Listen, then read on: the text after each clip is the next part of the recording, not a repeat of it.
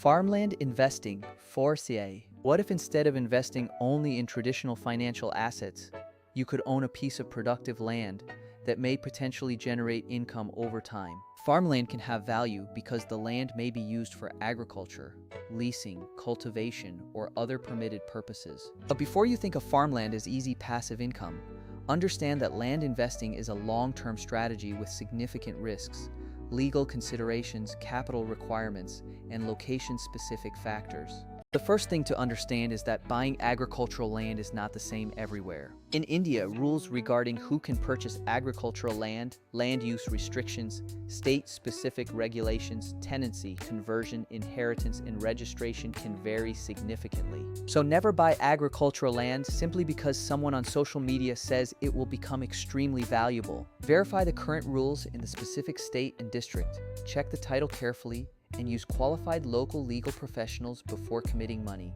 Location is one of the biggest factors. Good agricultural land may depend on soil quality, irrigation availability, rainfall, road access, nearby markets, electricity, storage facilities, crop suitability, and the reliability of local agricultural infrastructure. A cheap piece of land isn't necessarily a good investment if it has poor access, uncertain water supply, unclear ownership, or limited productive potential. Another model is leasing farmland to farmers. In that situation, the landowner may receive rental income according to the agreement, while the farmer handles cultivation. This can reduce the owner's day-to-day involvement compared with farming the land personally.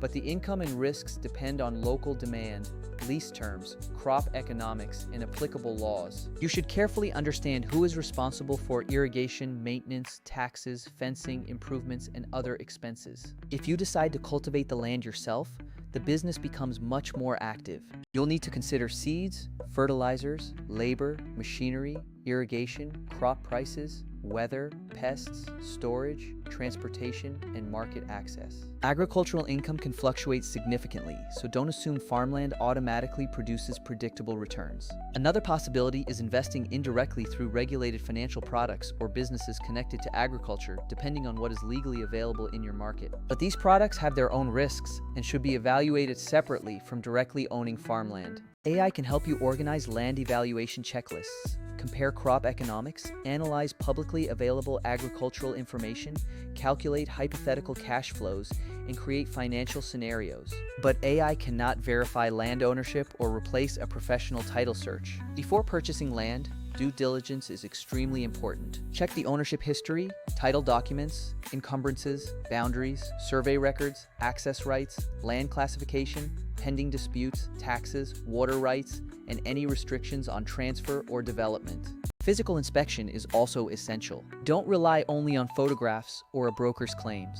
Visit the land, inspect the boundaries, properties, verify access roads, and speak with people familiar with the area. Be especially careful with promises such as, "This land will become a city in 2 years," or "A highway is definitely coming here." Future development claims should be independently verified through official sources wherever possible. The financial side matters too. Farmland requires substantial capital in many cases, and buying costs can include registration charges, taxes, legal fees, brokerage, fencing, maintenance, and other expenses. If you borrow money to purchase the property, interest costs can significantly change the economics. You should calculate your expected net return rather than focusing only on the property's purchase price or a future selling price. Liquidity is another major issue. Unlike a publicly traded investment that can potentially be sold quickly during market hours, selling land can take considerable time and may depend on finding a suitable buyer. That means farmland generally shouldn't be treated as emergency money.